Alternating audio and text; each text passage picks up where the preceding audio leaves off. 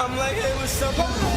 Since your pretty eyes, soon as you came in the door, I just wanna chill, got a circle across the road. What's good, everybody? It's Buck keeping it a buck, and today we're going to be talking about Monster Hunter Wild's first update.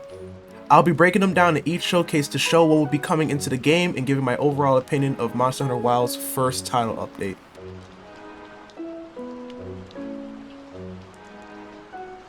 Starting off with the two most familiar stations in Monster Hunter are the Gathering Hub and Canteen. New gens, if you don't know what these two are, you're going to want to listen out for this one. As some of you know, in Monster Hunter Wilds, currently our only access to meals is our portable grill. With the release of this update, we will have access to a station where you can cook meals, as the older titles always started with a smithy, canteen, or a Gathering Hub. As for the Gathering Hub, it's a hub area where you and your online friends can meet and goof around with each other before starting a quest. But it seems like Capcom is taking the Gathering Hub in a whole new direction, calling it the Grand Hub now, which is a fitting name for how massive this place is. Fitting in a 100-player server and having our fun little mini games in the background is a huge change compared to previous titles. One of them is arm wrestling, which is personally my favorite. I love beating my friends in that. But Capcom didn't even end it there. Now we have bowling with barrel bombs to gain rewards, and we have fishing in the Gathering Hub. I can't really say that we needed this, but I don't mind that it's there. Alongside the Canteen and Grand Hub is a new character introduced called the Diva. She'll be the Grand Hub's entertainment at certain times for players roaming around, but I'm assuming that she'll only be singing at night as the cutscene shows the sky getting dark before she appears. Players will have the freedom to sit and listen to her symphony until the song changes.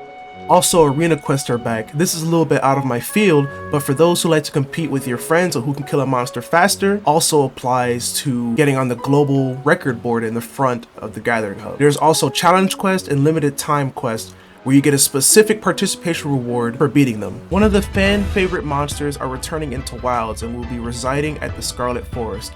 This is a questionable monster to be returning into Wilds, but either way, I'm happy to see him. If you watch the showcase closely, towards the end, you will see that the Mitsune goes in some kind of enraged state where the bubbles kind of go on fire. This is pretty similar to Soul Seer Mitsune, which is the male counterpart to Mitsune. But this could easily just be a tempered Mitsune, and Capcom is just borrowing effects from previous monsters. Raidao is back with a major twist, as the title update has proven that they are re-adding arch-tempered monsters from World. But instead of arch-tempered Elder Dragons, we get arch-tempered Apexes. Capcom has learned from artificial difficulty and seemed to make some actual changes to the monster's attacks instead of just giving them more health and dealing more damage. I think that the lightning follow-up attack will be deadly, and a lot of players will die to this specific move. So the players who said that this game was way too easy spamming their paralysis and blast builds, be aware, this is the challenge for you. The main benefit from fighting this monster is that we will be getting the Gamma set of Raidao. Let's hope this shifts up the meta and is a more improved version of the Raidao armor set. Some new gestures will be added into Wilds along with some familiar ones that you've seen before. Some of these gestures are free, and there will be other gestures included in the cosmetic DLC pack. If you already have the deluxe edition of this game, you will have access to these already. Some of you will be excited that we're able to change Alma's outfit because we're actually able to customize a handler that we like this time. But you know, even till then, they had to do a small little reference to the previous handler. So if any of you had any type of feelings for that thing, here's your chance, prove it. Also, quick mention about the event quest. It seems like we'll be doing a quest where you get the Sealed Dragon Cloth Alpha, so just felt like I should mention that if any of you remember that. That's right. The artificial monster Zoshia is back for round 2 and is most likely going to function the same way as a Jin Dahad investigation, giving us Relic and Decos.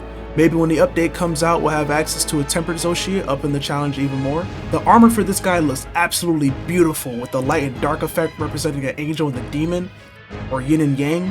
Honestly, this is the best looking armor so far. This kind of reminds me of the Safi Jiva set. When you pull out your weapon, all those kind of like sparky effects happen. They also have this armor set for your Palico as well. It looks really good. You'll have access to this quest around Hunter rank 50. You'll probably have to do an optional quest and you'll have full access to fighting him. At the end of the showcase, they decided to reveal the secret monster that we will be getting in the summer update. That monster that's coming to Monster Hunter Wilds is Legiacris. He was supposed to be a prototype in Monster Hunter World, but now he is fully confirmed in Monster Hunter Wilds. This guy is a Leviathan that uses water and thunder against you, and so many people has suspected that he would be in this game. And considering the cutscene that we see right here, that means all the people who's been leaking him were absolutely right.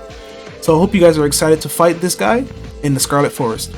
I find myself excited for the first title update of Monster Hunter Wilds, but it makes me think when the honeymoon phase is over, is this update going to occupy us for how long we have to wait for the next title update? Many of the things that are coming in this update were realistically supposed to already be in the game, like a canteen or a gathering hub or a final boss. And we have all of this to satisfy us until Arch-Tempered Raidou comes out at the end of April. I mean, we have Mitsune and Zoshia, but again, Zoshia was supposed to be in the game in the first place, and Mitsune, we don't even know if the set or even the armor or the weapons will have the same treatment that Devijo did when he first appeared in Monster Hunter World. I don't want Monster Hunter to go through the same mindset that Pokemon did, where it blew up worldwide, it became popular, and now the fan base just gets excited for the bare minimum. But let me know what you guys think. Is this just me overthinking the future of Monster Hunter? Or will they prove us wrong with more and more updates alongside the title update? If you guys found the Monster Hunter content useful, then I recommend you like the video. It's just something that I would do, no personal bias, trust me. If you guys want more information on the upcoming updates, you should also subscribe. Thank you guys for watching, and I'll see you guys Friday.